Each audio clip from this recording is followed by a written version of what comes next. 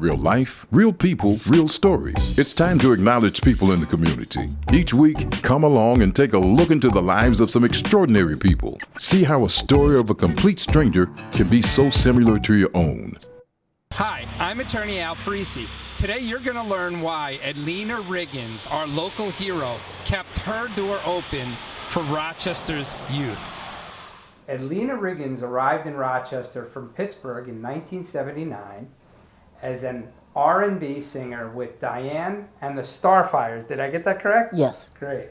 And Alena went on to raise 7 children of her own and hundreds of children on the west side of Rochester. Ms. Riggins kept her door open for parents and their children. Ms. Riggins, congratulations.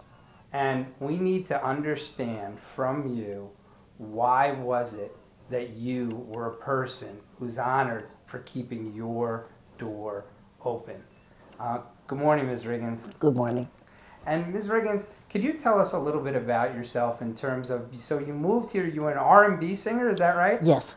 And what did that involve? I did a lot of singing in the community, like for parties, different occasions. Okay. And what was the name of your group again? Diane and the Starfires. And did that bring you joy singing? Oh yeah, loved it. Loved it very much. And how did you go, Ms. Riggins, from a singer to the mom of the West Side? What was it, Ms. Riggins, that how many children do you have and how did that whole thing come about? Well, myself, I have 5 boys and 2 girls. And how it became, because by me doing the singing, a lot of kids would come over to the house to listen. And they just started hanging out. And during that time, I would have cookouts and different kind of little things to keep the kids from hanging in the streets, with my kids also, including. And what happened was, I got introduced to their mother. And we sat around and talked, and different things occurred. So at that time, a lot of kids were getting in trouble. A lot of killings were starting to happen.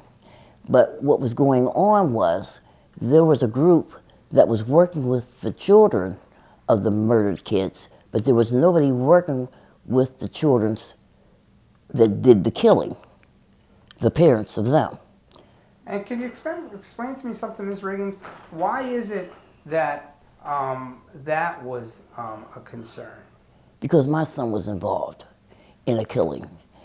And it made me concerned. It got me feeling like there's other parents out there feeling like I am. Maybe we can get together and make a difference.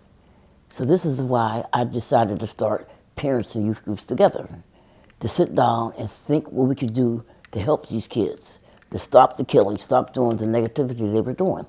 It's something to wake up in the morning and I had 7 kids, but just to have 1 kid and look on that refrigerator and you don't have nothing in there to feed your kid, that if something's wrong with you, if that don't make you feel something. You know, and you want to get up and you ain't got no curtains to your windows, your kid's sleeping on a mattress. You know, that makes you want to do better. You know, come on, you don't want to live like this. You don't want your kids to come up like that. I didn't bring my kids up like that, but I've seen other people do it.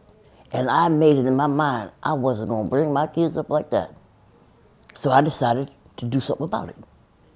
And what I did, I decided to share with other women. And they seen how I was living, and they liked that. So they just said, well, I'm going to be like Miss, like Granny. I'm going to do what she's doing. What'd you do, Mama, to have this or have that? And I'd share it with them. And if I could go walk with them through steps, I did that. Like if they had to go to court or something like that, even go to welfare to ask for assistance, I would go with them, show them how to fill out the application. And if we had to sit there all day, I'd sit there all day with them. Or I'd watch the kids while they go do what they had to do. Because it was hard. It was very hard. And to sit back and see you with nothing and you trying to struggle, hey, if you don't want to change, something wrong with you.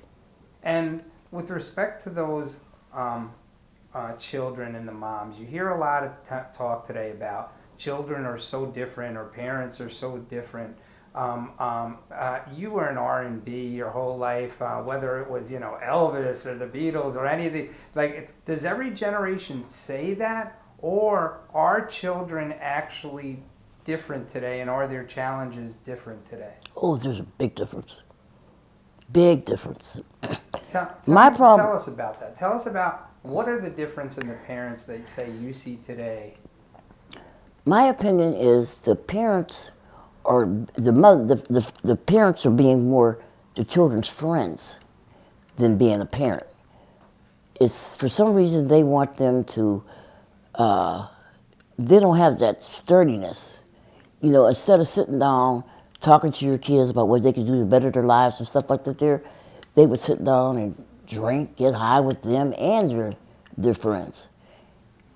And to me, that's a problem, a serious problem. You're supposed to be a friend to your kids, but to a certain extent. All that partying and stuff shouldn't be like that. And what do you do when you talk to young moms today, if they're trying to get it right? Kind of what encouragement or what do you tell to those moms today to try to show them a route? I explained to them what I've been through when I raised my kids. It wasn't easy, and I tried to explain to them what I did. I went to school, I graduated, I went to college, I got myself together. When I seen people that was doing bad things, I tried not to hang with them. I tried to get to somebody that knew more than me so I could learn what they learned. And I tried to show them that's what they should do. Anything I can do to help them, I did. How much pride when you saw those kids, quote, going right? How much It pride made me, did you take? oh God, it made me feel good. It made me feel so good. Like, I don't know, when I have a child that I'm working with, that child feels like mine. And I do anything, even if I have to go buy them, like they may have a pair of raggedy sneakers on. I took kids to the store and bought them clothes, bought them sneakers. Not something from the secondhand store, something like I would buy my own kids. And when I seen them walking down the street and they looking all good, made them feel good, that made me feel good. It's like I made a difference with this child. If it wasn't but one, it made me feel good. If I couldn't help them, I try to get somebody that could.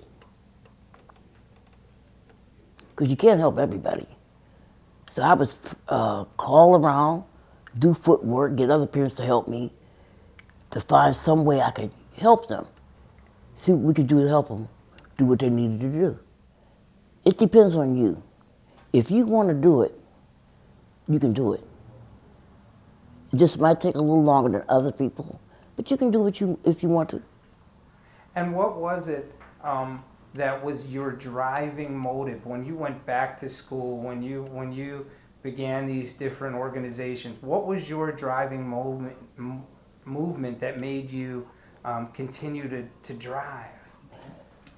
Wanting more for my kids than I had.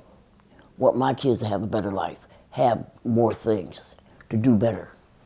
That's what made me get out there and work and do what I did to raise my kids, because I wanted them to have a better life than I had. And today, whether I walk into a big box store with you or I walk down the street with you, I always hear Mama Riggins, Mama Riggins. Why is that? Because everybody calls me Mama, because I'm always doing something for somebody or helping somebody.